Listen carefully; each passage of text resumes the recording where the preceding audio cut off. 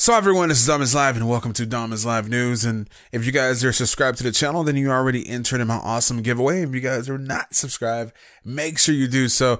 I'm going to be giving away $100 in iTunes cards, PlayStation cards, Xbox, and all that stuff. But anyway, let's dive straight into this video. And I want to say thank you to you guys out there for the support. I really appreciate it. So I had a chance to watch WrestleMania 32 and it was a great experience. And at the end of the day, it was pretty surprising because, as you guys know, there was a lot of injuries out there and a lot of people should have been at WrestleMania 32, but they couldn't participate because of those injuries. The WWE still managed to put on a great card. From top to bottom, I think every fight was good. Now, the two fights that stood out to me was The Undertaker versus Shane O'Mac. And of course, you had the 7-way Intercontinental ladder match. That was pretty good. Now let's talk about the best match of the night. Now I've been a fan of The Undertaker for a very long time. I remember the days of just watching Undertaker walk out to the ring, just being mesmerized. I remember just being home by myself on Saturday, watching some WWE show that came on Saturday and The Undertaker's talking, and in a way I'm scared because I'm home alone. I also remember just going to wrestling events and just being in awe of this guy, man. He was a living legend and he still is a legend. Now, to a certain extent, his reputation is somewhat soiled. Now, The Undertaker hasn't done any bad. It's the fact that he has been in the game for so freaking long. I mean, the guy has been dominating forever, right? But when you see him, he's not the Undertaker that he once was. My favorite Undertaker was this slim guy that used to wear a suit and he had a top hat on and he actually looked like he clammed out of a casket a few days after dying. But The Undertaker is still awesome. He's a legend in my eye, but he may not be a legend in other people's eyes compared to a Stone Cold or The Rock or, you know, there's a few other people out there. The Undertaker versus Shane McMahon was definitely a great match. And it was that stereotypical big man versus a small man match, right? So you got the big man, of course, he's going to do the power and stuff. And of course, the small man can't pick up the big man.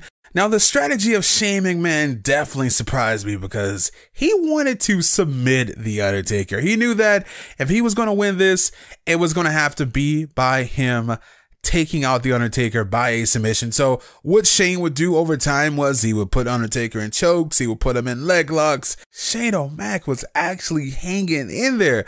You know, I thought that this match was going to be a complete and total wash. Or I thought that someone was going to run in and try to help Shane, or Shane was just going to cheat like he always does, right? That's what Shane does. That's what Vince does. They're always freaking cheating. I thought that both of these guys put on a good show, and I think that you definitely have to give props to Shane. In my opinion, he could be the performer of the night, guys.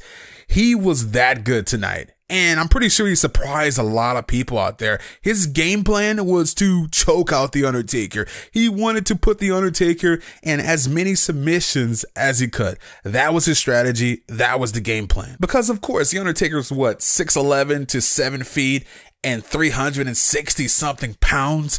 The man is a monster, literally. Throughout this match, it actually looked like Shane was going to squeak away with a victory. A few times The Undertaker was caught in a submission and it looked like it was all over. At one point in the match, Shane O'Mac did an awesome aerial assault. I believe his signature move is called the ring to ring. I'm not sure, but I'll explain the move to you guys. What he does is he jumps from one ring post all the way to the next ring post. And The Undertaker had a trash can like over his face or whatever. Shane was able to jump from one ring post to the next and landed on The Undertaker, man.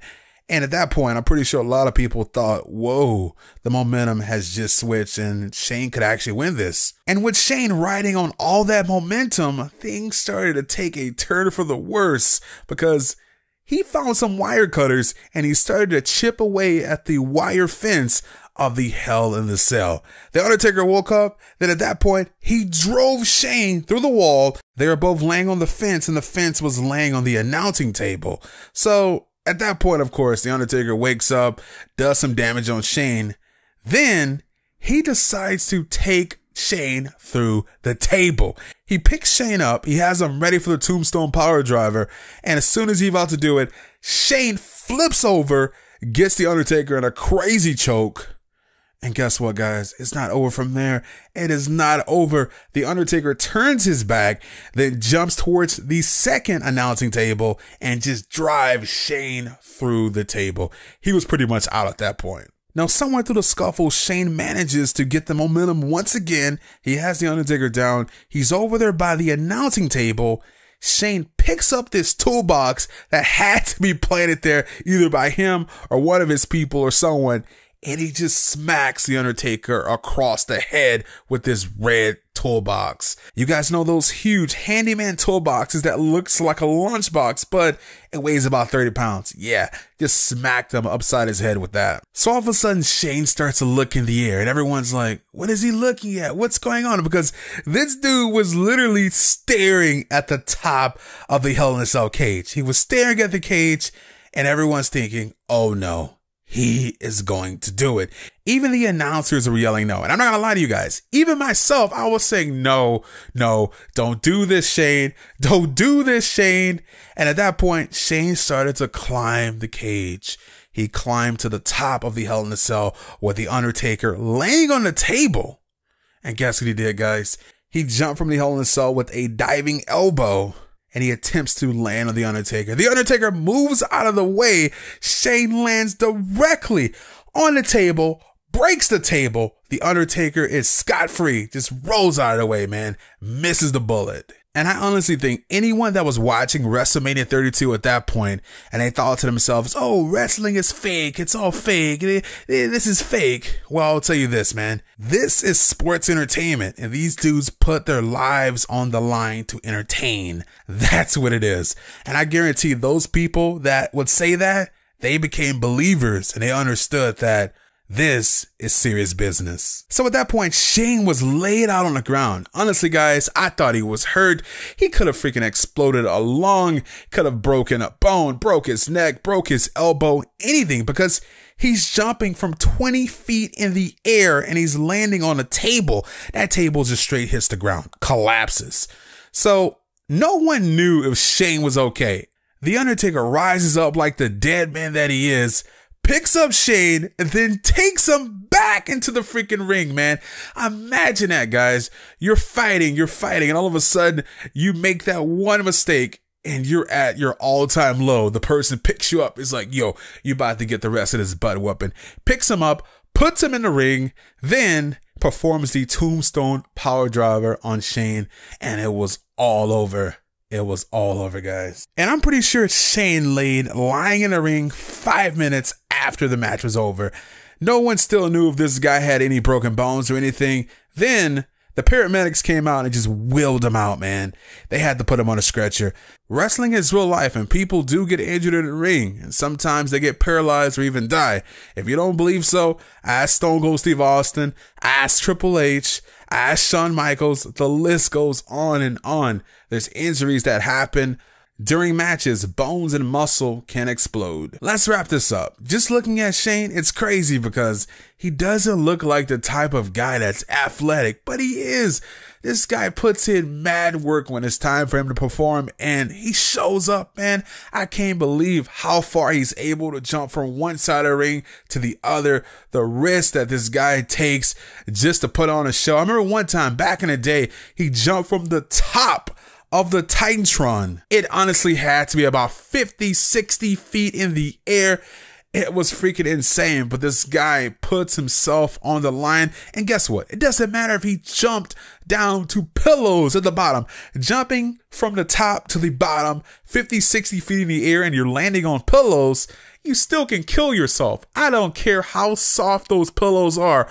The wrong landing could definitely end your life. You guys let me know what you think about this in the comment section below. Thanks for watching these videos, and I hope you guys subscribe to the channel. This is what I do. Be on the lookout for more WWE videos. I may start doing Raw and SmackDown videos every week. I don't know. You guys let me know in the comment section below if you guys would like that.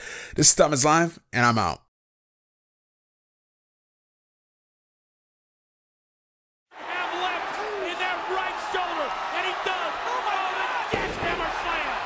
Hooking up Jericho. He got him up. And jackhammer.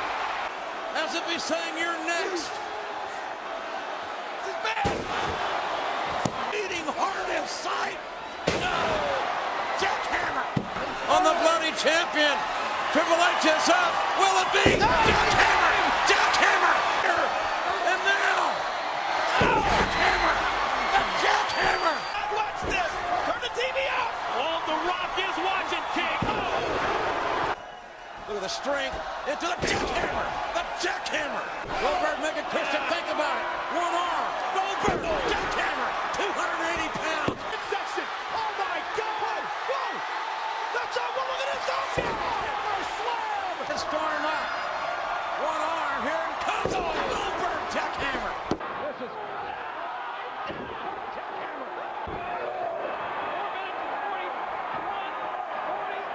Jackhammer. Goldberg jackhammer. and Goldberg has got Rodney Mack up. Ooh, and Rodney. And unfortunately for Steven Richards, he's on the fingertips right now. Oh, the jackhammer slam. What's next? Oh, no. Don't nine. Don't look, Gabe. Don't look. It could be the next heavyweight champ. Goldberg. Goldberg. Goldberg. Jackhammer. Hammer slam is it. Oh, baby.